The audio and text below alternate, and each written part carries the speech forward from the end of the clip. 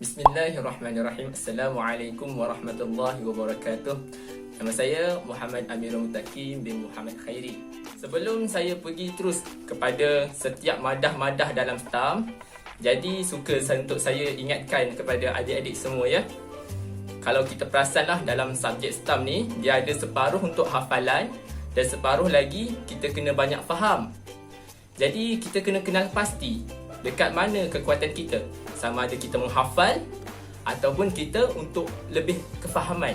Okey. Madah STAM yang pertama saya letakkan miras dan faraid dahulu. Bagi miras ataupun faraid, dalam ni madah ni kita perlukan praktikal lebih kurang 70% dan hafazan hanya lebih kurang 30%.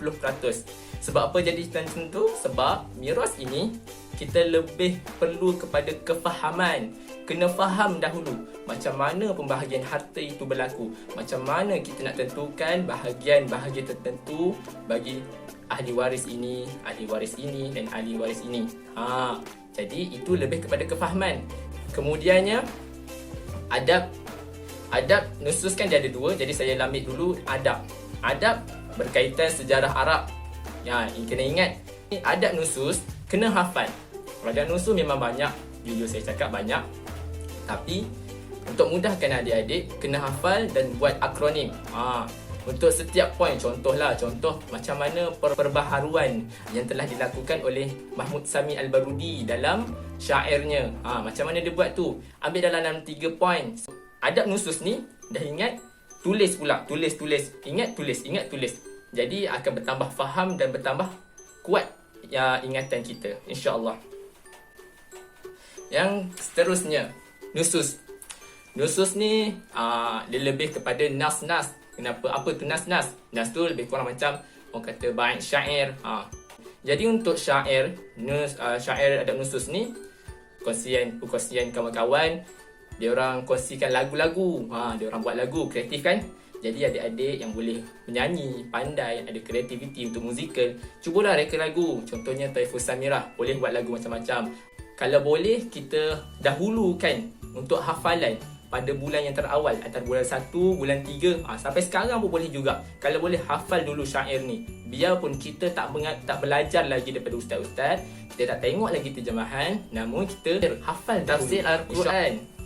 Okey, apa yang perlu pada tafsir ni? Yang pertama, sebab dia melibatkan ayat Al-Quran, jadi adik-adik kena fahamkan ayat-ayat Al-Quran tu dulu. Baiklah, fahamkan ayat Al-Quran tak susah pun, sebab terjemahan dah banyak dah sekarang kan, Al-Quran terjemahan. Cuma komitmen kita sahaja yang tinggal kan. Jadi untuk mudah, kita kena tulis sedikitlah jalan cerita. Saya galakkan untuk adik-adik untuk menghafal ma'ani mufradat. Sebab apa kena hafal ma'ani mufradat? Adik-adik dah boleh jawab sampai 3 jenis soalan. Yang pertamanya, ma'ani mufradat, sudah tentu mana kalimah lah. Kemudian yang keduanya, fasir, soalan tafsirkan. Kenapa boleh jawab juga soalan untuk pengajaran. Soalan pengajaran ni, kalau tak hafal pengajaran, cukup kita faham ayat-ayat dalam Al-Quran tu, kita boleh buat huraian sendiri. Itu pun dah diterima markah dah terima dah sangat. Okey, kemudian untuk fiqh. Fiqh ini kefahaman sangat memerlukan kepada 100%. Kenapa 100%? Sebab fiqh dia berkenaan dengan kehidupan kita. Walaupun untuk fiqh ni dia akan selalu tanya juga, dia akan tanya ta'rif, dia akan tanya bahagian, dia akan tanya contohnya lagi ayat-ayat Al-Quran. Itu adalah dalil-dalil lah. Kemudian kita pergi kepada balaghah. Jadi balaghah ni kena faham dahulu baru hafal. Okey, macam mana nak faham? Kena banyak buka kamus. Saya galakkan untuk fokus kepada ta'rif dan contoh. Contoh sangat membantu. Kalau adik hanya fokus pada contoh pun saya rasa okey juga. Tapi ta'rif tu pastikan ingat jugalah. Untuk tauhid.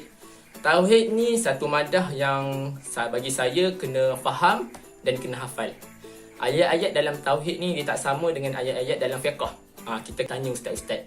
Tanya ustaz-ustaz. Apa ustaz faham macam ni? Ustaz faham macam mana? Okey, insya-Allah ustaz akan terang satu-satu.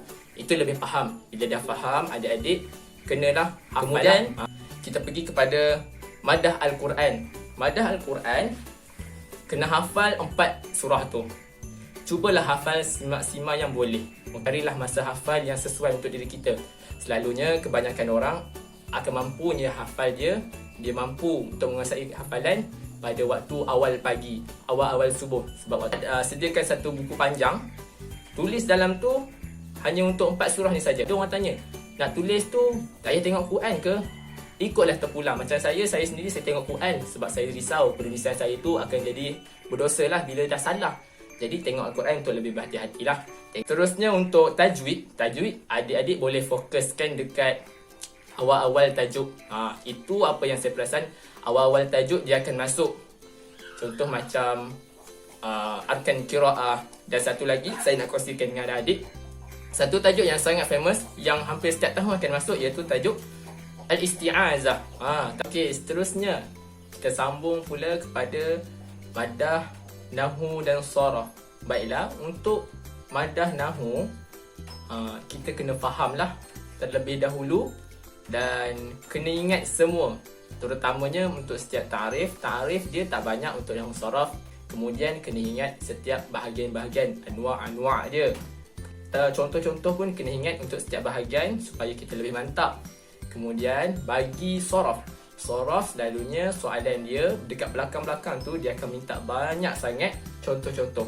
Jadi adik-adik boleh start dari sekarang, adik-adik kena selak-selak tengok contoh-contoh je. Untuk mantik pula, mantik ni ini agak susah sikit lah. Cuba tanya ustaz-ustaz, ini berkaitan dengan apa ustaz? Ini berkaitan dengan apa? Dan untuk mantik juga, pastikan kita selalu buat soalan-soalan bagi mata pelajaran mantik ni. Rajinkan buat soalan. Sebab bila kita dah rajin buat soalan, kita akan nampak, oh macam ni bentuk mantik rupanya. Kemudian arud wal qafiyah. Arud qafiyah ni ada setengah orang kata subjek yang agak senang sebenarnya. Saya galakkan untuk adik-adik untuk arud wal qafiyah ni buat nota dan jadual. Jadual buat untuk pelajaran zihaf dan illah.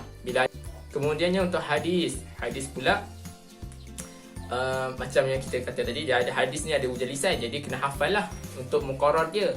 Okey, jadi cara nak hafal dia kena ulang setiap hari, insya-Allah akan dapat. Saya boleh tekankan kepada adik-adik untuk hafal mufradat dia. Kemudian nama-nama orang yang disebut dalam tajuk tu. Kadang-kadang dia ada macam siapa yang bertanya, kadang-kadang dia jelaskan dalam tajuk-tajuk seterusnya, dalam topik-topik tu kan. Kena hafal siapa tu. Kemudian pengajaran hadis pun kena hafal. Tapi kalau tak mampu nak hafal, cukup kita boleh goreng ayat sendiri pun, insya-Allah boleh dah. Okey, itu pun dah boleh skor. Kemudiannya mustalah.